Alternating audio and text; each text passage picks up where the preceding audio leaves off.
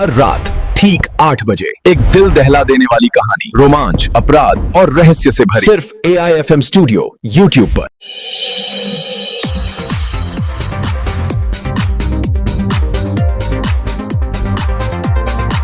आप सुन रहे हैं AIFM स्टूडियो और आज हम लोग सुनेंगे क्राइम स्टोरी भोगनाथ का भोग, क्या पूरे हो पाए अरमान।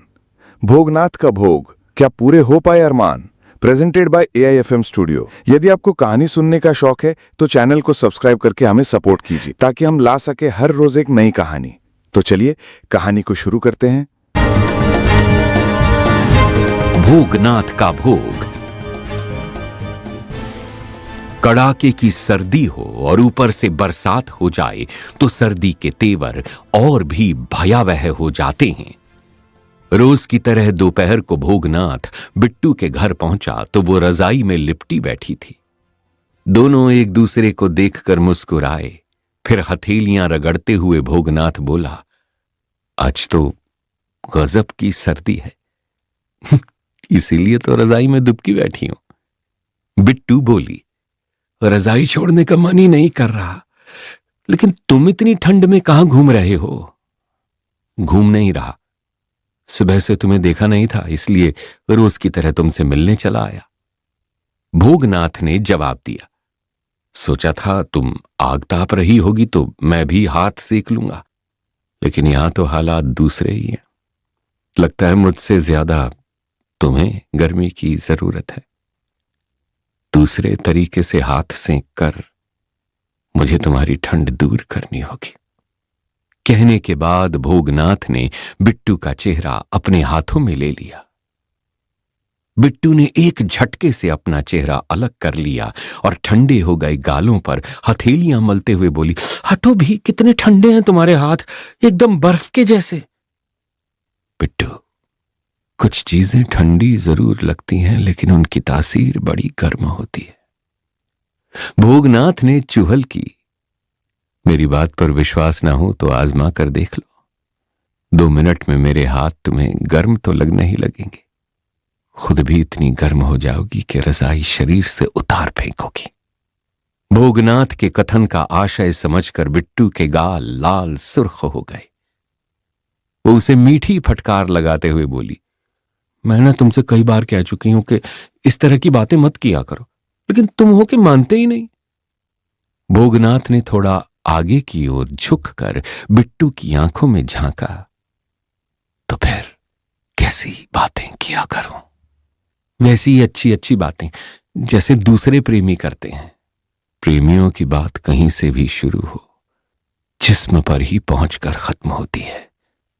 भोग, अभी हमारी शादी नहीं हुई है, शादी भी जल्दी हो जाएगी, तब जो मन में आए बातें कर लेना। बातें तो अभी भी कर रहा हूं, शादी के बाद तो कुछ और करूंगा। बिट्टू को उसकी बातों में रस आने लगा।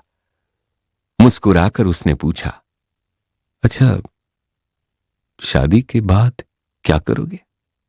कहकर बताऊं या करके? फिर शुरू हो गए, उकसा तो तुम ही रही हो। भोगनाथ मुस्कुराया, लगता है तुम्हारा मन डोल रहा है। जवाब में मुंह खोलने के लिए बिट्टू ने मुंह खोला ही था कि तभी हवा का तेज झोंका बरसात की ठंडी फुहारों को खुले दरवाजे के भीतर तक ले आया। ठंड से बिट्टू और भोगनाथ दोनों के बदन सिहर उठे। बिट्टू ने रजाई को और मजबूती से लपेट लिया। उफ, ये बारिश और ये ठंड आज किसी की भी जान लेकर ही मानेगी। किसी की क्या, फिलहाल तो मेरी जान पर ही बनी हुई है। वो कैसे? तुमने तो सर्दी से अपना बचाव कर रखा है, मैं खुले दरवाजे के सामने खड़ा ठंड से कांप रहा हूं, तो दरवाजा भेड़कर तुम भी रजाई ओढ़ लो। बिट्टू के मुंह से अनायास निकल गया। ये बात उसने ऐसे कह दी, वो खुद ही नहीं समझ पाई। भोगनाथ को शायद इसी पल की प्रतीक्षा थी। बिट्टू ने उससे दरवाजा भेड़ने को कहा था, पर उसने दरवाजा बंद करके सिटकनी लगा दी। उसके पास आकर वो बिट्टू की रजाई में घुसने लगा। बिट्टू, तुम कितनी गर्म हो, अपने जैसा मुझे भी कर दो ना। मेरी रजाई में तुम कहां घुसे आ रहे हो? बिट्टू ने हड़बड़ा कर कहा। कोई आ जाए तो मैं मुफ्त में बदनाम हो जाऊंगी। इश्क की दुनिया में उनका ही नाम होता है जो बदनाम होते हैं। समझने की कोशिश करो भोग। बिट्टू ने प्रतिरोध किया। तुम लड़के हो, तुम्हारा कुछ नहीं बिगड़ेगा, लेकिन मैं किसी को मुंह दिखाने लायक नहीं रहूंगी। मैं चाहता भी नहीं हूं कि कोई तुम्हारा मुंह देखे। तुम्हारा मुंह देखने के लिए मैं हूं ना। भोगनाथ ने रजाई के साथ साथ बिट्टू को भी जकड़ लिया। बिट्टू के बदन में ठंड की सिहरन दौड़ी तो पुरुष स्पर्श की मादक अनुभूति भी हुई। गर्म रजाई और बिट्टू के तन की गर्मी से भोगनाथ का शरीर सुलगने लगा। रजाई के भीतर से ही उसने बिट्टू की कमर में हाथ डाल दिया। बिट्टू के तन मन में चिंगारियां सी चटकने लगीं।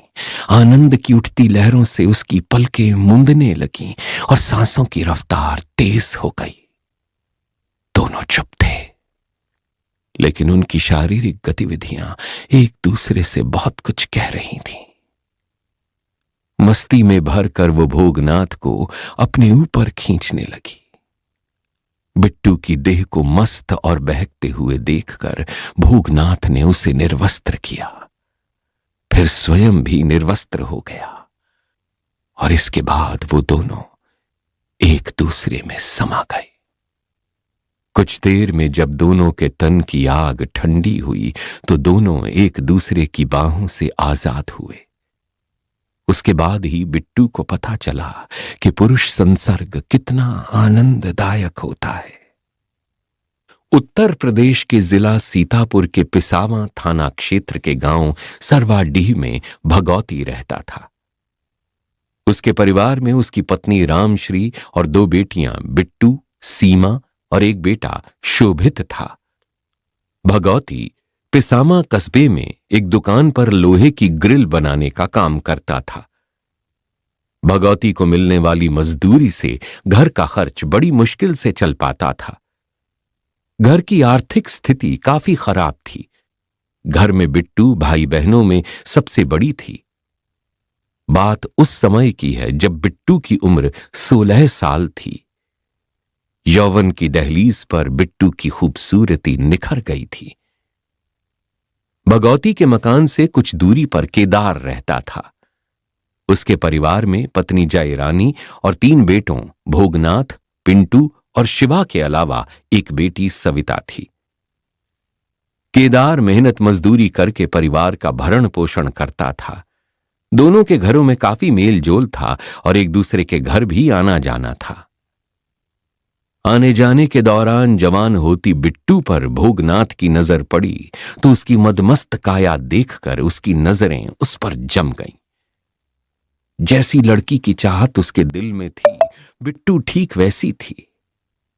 बिट्टू का हसीन चेहरा उसकी आंखों के रास्ते उसके दिल में उतरता चला गया।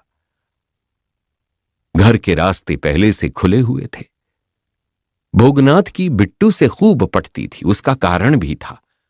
बिट्टू भी दिल ही दिल में भोगनाथ को पसंद करने लगी थी। धीरे धीरे वो भी उसकी तरफ खींचती चली गई। दोनों एक दूसरे से दिल ही दिल में प्यार करते थे। अपने प्यार का इजहार करने के लिए उनके पास पर्याप्त अवसर थे, इसलिए उन्हें न मोहब्बत के इजहार में वक्त लगा और न इश्क के इकरार में। गांव में मकान एक लाइन से बने थे। उनकी छतें भी आपस में मिली हुई थीं। भोगनाथ अपने मकान से कई मकानों की छत फांद कर बिट्टू के पास पहुंच जाता था और छत पर बने कमरे में उसके साथ घंटों प्यार की मीठी मीठी बातें करता था। प्रेम के हिंडोले में झूमती हुई बिट्टू कहती, भोग, दिल तो मैंने तुम्हें दे दिया है, पर तुम भी उसकी लाज रखना। देखना कभी भूले से मेरा दिल ना टूटे। कैसी बात करती हो बिट्टू, तुम्हारा दिल तो अब मेरी जान है, और कोई अपनी जान को यूं ही जाने देता है क्या? इसी भरोसे पर तो मैंने तुमसे प्यार किया है। मन आत्मा से तुम्हें वरण करके मैं 7 जन्मों के लिए तुम्हारी हो चुकी। देखना है कि तुम किस हद तक प्यार निभाओगे। प्यार निभाने की मेरी कोई हद नहीं है। प्यार निभाने के लिए तो मैं किसी भी हद तक जा सकता हूं। बिट्टू ने इत्मीनान की सांस ली। पता नहीं वो दिन कब आएगा जब मैं तुम्हारी पत्नी बनूंगी। विश्वास रखो बिट्टू, हमारे प्यार को मंजिल जरूर मिलेगी। बिट्टू का हाथ अपने हाथों में लेकर भोगनाथ बोला, वैसे भी हमारी शादी में कोई अड़चन तो है नहीं। हमारा धर्म और जाति एक है। हमारा सामाजिक आर्थिक स्तर एक जैसा है। सबसे बड़ी बात यह कि हम दोनों प्यार करते हैं। भोगनाथ की बात तो बिट्टू को यकीन दिलाती ही थी। उसे खुद भी पूरा भरोसा था कि दोनों की शादी में कोई अड़चन नहीं आएगी। इसलिए उसे अपने प्रेम व भविष्य के प्रति कभी नकारात्मक विचार नहीं आते थे। उसे पल पल भोगनाथ का इंतजार रहता था। भोगनाथ के आते ही वो खुली आंखों से भविष्य के सुनहरे सपने देखने लगती थी। तन्हाई, 2 जवां जिस्म और किसी के आने का कोई डर नहीं, यही भावनाओं के बहकने का पूरा वातावरण होता था। कभी कभी बिट्टू और भोगनाथ के दिल बहकने लगते थे, लेकिन बिट्टू जल्दी ही संभल जाती और भोगनाथ को भी बहकने से रोक लेती थी। लेकिन 1 वर्ष पूर्व कड़कड़ाती ठंड में वो सब तन्हाई में हो गया जो बिट्टू नहीं चाहती थी। उस दिन दोपहर को बने शारीरिक संबंध में बिट्टू को ऐसा आनंद आया कि वो बार बार उस आनंद को पाने के लिए उतावली रहने लगी। भोगनाथ भी कम मत वाला नहीं था। इसी दौरान एक दिन इत्तफाक से बिट्टू की अनस नाम के एक युवक से बात हुई। उसके बाद इन दोनों की प्रेम कहानी में एक नया मोड़ आ गया। सीतापुर की सीमा से सटे हरदोई जनपद के टडियावा थाना क्षेत्र के कस्बा गोपामऊ में नबी हसन रहते थे। नबी हसन के परिवार में पत्नी नाजिमा के अलावा 3 बेटे थे, साबिर, अनस और असलम। नबी हसन की कस्बे में ही खाद की दुकान थी, जिस पर उसके साथ उसके बेटे अनस और असलम बैठते थे। साबिर किसी फैक्ट्री में काम करता था। अनस काफी खूबसूरत नौजवान था, साथ ही अविवाहित भी। उसे दोस्तों के साथ मौज मस्ती करने में काफी मजा आता था। एक दिन सुहानी सुबह अनस उठकर छत पर चला आया। छत की मुंडेर पर बैठकर वो आसमान की तरफ निहार रहा था कि अचानक उसका मोबाइल बज उठा। इतनी सुबह फोन करने वाला तो कोई दोस्त ही होगा। यह सोचकर अनस मोबाइल की स्क्रीन पर बिना नंबर देखे ही बोला, हां बोल। जी, आप कौन बोल रहे हैं? दूसरी ओर से किसी युवती की आवाज सुनाई दी तो अनस चौंक पड़ा। उसे अपनी गलती का एहसास हुआ। उसने तुरंत सॉरी कहते हुए कहा, माफ करना, दरअसल मैं समझा इतनी सुबह कोई दोस्त ही फोन कर सकता है, इसलिए। वैसे आपको किससे बात करनी है? आप कौन बोल रही हैं? मैं बिट्टू बोल रही हूं। मुझे भी अपनी दोस्त से ही बात करनी थी, लेकिन गलत नंबर डायल हो गया। जी कोई बात नहीं, आपको अपनी दोस्त का नंबर सेव करके रखना चाहिए। ऐसा करने से दोबारा गलती नहीं होगी। आप पुलिस में हैं क्या? नहीं तो क्यों? पूछताछ तो पुलिस वालों की तरह कर रहे हो। 25 सवाल और सलाह भी। कहकर बिट्टू जोर से हंसी। अरे नहीं, मैंने तो बस वैसे ही कह दिया था। अब आपकी दोस्त, फोन भी आपका, आप चाहे नंबर सेव करें या ना करें। ओह, तो आप दार्शनिक भी हैं? बिट्टू ने फिर छेड़ा। नहीं, मैं आम आदमी हूं। किसी के लिए तो खास होंगे। आप बातें बहुत करती हैं। अच्छी या बुरी? जी, अच्छी। तो अच्छा क्या है मेरी बातों में? अब हंसने की बारी अनस की थी। वो जोर से हंसा, फिर बोला, माफ करना, मैं आपसे नहीं जीत सकता। और मैं माफ न करूं तो आप ही बताइए, मैं क्या करूं? अनस ने हथियार डाल दिए। अच्छा जाओ, माफ किया। दरअसल बिट्टू ने अपनी सहेली से बात करने के लिए नंबर मिलाया था, लेकिन गलत नंबर डायल होने से अनस का नंबर मिल गया था, लेकिन अनस की आवाज उसे भा गई थी। इसके बाद उसके दिल में फिर से अनस से बात करने की इच्छा हुई, लेकिन संकोचवश वो अपने आप को रोक लेती थी। फिर एक दिन उससे रहा नहीं गया तो उसने अनस का नंबर फिर मिला दिया। इस बार तो अनस भी जैसे उसके फोन का इंतजार कर रहा था। उसे इस बात का एहसास था कि बिट्टू उसे फिर से फोन जरूर करेगी। इस बार जब दोनों की बात हुई तो काफी देर तक चली। बिट्टू ने अपने बारे में बताया तो अनस ने भी अपने बारे में सब कुछ बता दिया। दोनों के बीच कुछ ऐसी बातें हुईं कि दोनों एक दूसरे के प्रति अपनापन सा महसूस करने लगे। ये दिसंबर 2017 की बात है। फिर उनके बीच बराबर बातें होने लगीं। एक दिन दोनों ने रूबरू मिलने का फैसला कर लिया। दोनों मिले तो एक दूसरे को सामने पाकर काफी खुश हुए। बिट्टू काफी खुश थी। उसने भोगनाथ और अनस की तुलना की तो पाया कि भोगनाथ और अनस का कोई मुकाबला नहीं है। अनस भोगनाथ से ज्यादा खूबसूरत था और उसकी आर्थिक स्थिति भी भोगनाथ से लाख गुना अच्छी थी, इसलिए वो भोगनाथ से दूरी बनाकर अनस से नजदीकियां बढ़ाने लगी। अनस अपने आप चलकर आए इस मौके को भला कैसे गंवा देता। उसे भी बैठे बिठाए एक खूबसूरत युवती का साथ मिला तो वो भी बिट्टू का हो गया। समय के साथ दोनों की नजदीकियां इतनी बढ़ीं कि तन की दूरियां भी खत्म हो गईं। एक दिन दोनों के बीच शारीरिक रिश्ता भी कायम हो गया। 13 मई की शाम 7:30 बजे भोगनाथ घर में बैठा खाना खा रहा था कि तभी उसके मोबाइल पर किसी की कॉल आई। वो पूरा खाना खाए बिना घर से चला गया। काफी रात होने पर भी वो नहीं लौटा तो घर वाले चिंता में पड़ गए। सुबह होने पर उसकी काफी तलाश की गई, लेकिन उसका कहीं पता नहीं चला। 16 मई की सुबह किसी राहगीर ने पिसामा थाने में डीह कबीरा बाबा के जंगल में किसी अज्ञात युवक की लाश पड़ी होने की सूचना दी। सूचना पाकर थाना प्रभारी दिनेश सिंह पुलिस टीम के साथ घटनास्थल पर पहुंच गए। मृतक की उम्र 24-25 वर्ष की रही होगी। उसके मुंह व गले पर कसकर अंगूछा बांधा गया था, जिससे दम घुटने से उसकी मृत्यु हो गई थी। घटनास्थल पर काफी भीड़ एकत्र थी।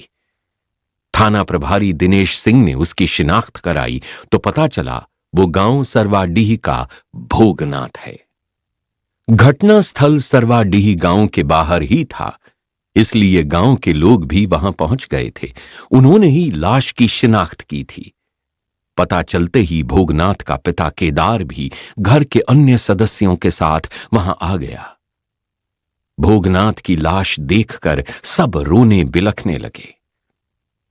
थाना प्रभारी दिनेश सिंह ने केदार से कुछ आवश्यक पूछताछ की और फिर लाश को पोस्टमार्टम के लिए मोर्चुरी भिजवा दिया। केदार को साथ लेकर वो थाने आ गए।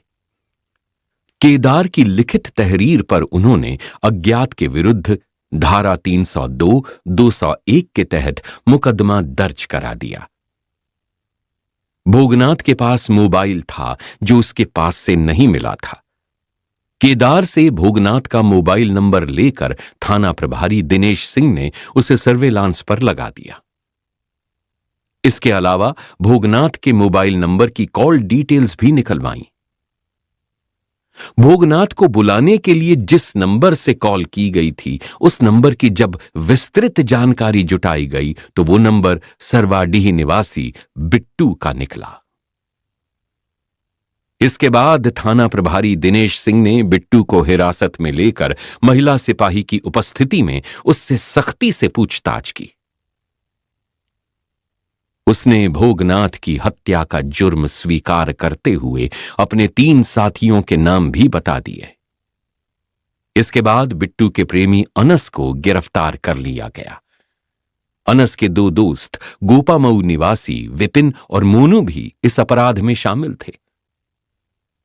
इसके बाद एसपी महेंद्र चौहान ने प्रेस वार्ता कर बिट्टू और अनस को मीडिया के सामने पेश किया। जब भोगनाथ ने बिट्टू को अपने से दूरी बनाते देखा तो उसने पता किया। जल्द ही उसे पता चल गया कि बिट्टू उससे किए गए सारे वादे, रिश्ते नाते तोड़कर उससे दूर होना चाहती है, तो वो तिलमिला गया। ऐसे मौके के लिए ही उसने अपने मोबाइल से बिट्टू के साथ अंतरंग पलों के फोटो खींच रखे थे। भोगनाथ ने बिट्टू से मिलकर उसे धमकाया कि वो उससे दूर हुई तो उसके अश्लील फोटो सबको भेज देगा। फोटो के बल पर भोगनाथ उसे ब्लैकमेल करके उसके साथ संबंध बनाने लगा। बिट्टू उसके हाथ का खिलौना बनने के लिए मजबूर थी। इसी बीच उसके घर वालों ने हरदोई जनपद के पिहानी थाना क्षेत्र के एक युवक से उसकी शादी तय कर दी। शादी 29 जून को होनी थी। भोगनाथ की हरकतों से आजिज आकर बिट्टू ने अनस से बात की। उससे कहा कि उसकी जिंदगी में आने से पहले उसका एक दोस्त भोगनाथ था। भोगनाथ के पास उसके कुछ अश्लील फोटो हैं जिनके सहारे वो उसे ब्लैकमेल करता है। वैसे भी उसकी शादी तय हो गई है, वो उसकी शादी में अड़चन डाल सकता है। बिट्टू ने अनस से कहा कि भोगनाथ को ठिकाने लगाना पड़ेगा और इसके लिए मैं तुम्हारी हर बात मानने को तैयार हूं। बिट्टू ने अनस से यह भी कहा कि भले ही उसकी शादी हो रही हो, लेकिन उसके साथ संबंध हमेशा बने रहेंगे। अनस ने बिट्टू की परेशानी को हमेशा के लिए खत्म करने का फैसला कर लिया। उसने अपने जिगरी दोस्तों विपिन और मोनू से मदद मांगी तो दोस्ती की खातिर अनस का साथ देने के लिए वो दोनों तैयार हो गए। इसके बाद भोगनाथ को मारने की योजना बनाई गई। योजना अनुसार 13 मई को अनस ने एक मारुति वैगनार कार बुक की। कार मालिक को उसने बताया कि उसे दोस्तों के साथ एक तिलक समारोह में जाना है। कार में बैठकर अनस अपने दोस्तों के साथ चल दिया। दूसरी ओर बिट्टू ने शाम 7:30 बजे के करीब भोगनाथ को मिलने के लिए डीह कबीरा बाबा के जंगल में बुलाया। भोगनाथ उस समय खाना खा रहा था, लेकिन अपनी प्रेमिका के बुलाने पर वो खाना बीच में छोड़कर तुरंत वहां पहुंच गया। वहां उसे बिट्टू मिली। योजना के अनुसार बिट्टू उसे अपनी प्यार भरी बातों में उलझाए रही। दूसरी ओर अनस ने चुनी गई जगह से कुछ पहले हडियापुर गांव के पास ड्राइवर से यह कहकर कार रुकवा दी कि आगे का रास्ता खराब है, वो वहीं खड़ा होकर उनके आने का इंतजार करे। इसके बाद अनस और उसके दोस्त पैदल ही कबीरा बाबा के जंगल पहुंचे। वहां पहुंचकर उन्होंने बिट्टू के साथ मौजूद भोगनाथ को दबोच लिया। फिर उसके गले में पड़े अंगोछे को रस्सी की तरह बनाकर उसके मुंह में दबाते हुए उसके गले में फंदा बनाकर कस दिया। इससे भोगनाथ चिल्ला न सका और गले पर कसाव बढ़ते ही उसका दम घुटने लगा। वो कुछ देर छटपटाया, फिर उसका शरीर शिथिल पड़ गया। भोगनाथ को मौत के घाट उतारने के बाद बिट्टू छिपते छिपाते हुए घर चली गई। अनस भी दोस्तों के साथ भागते हुए कार तक पहुंचा और ड्राइवर से बोला कि वो तेजी से कार चलाए। जहां वो लोग गए थे वहां उनका झगड़ा हो गया है। ड्राइवर ने यह सुन कार की गति बढ़ा दी। गोपामऊ पहुंचकर सब लोग अपने घर चले गए, लेकिन अपने आप को ये लोग कानून की गिरफ्त में आने से नहीं बचा सके। उनके पास से भोगनाथ का मोबाइल और हत्या की साजिश में प्रयुक्त 2 मोबाइल फोन पुलिस ने उनसे बरामद कर लिए। 29 मई 2018 को पुलिस ने विपिन और मोनू को भी गिरफ्तार कर लिया। सभी अभियुक्तों को न्यायालय में पेश करने के बाद जेल भेज दिया गया।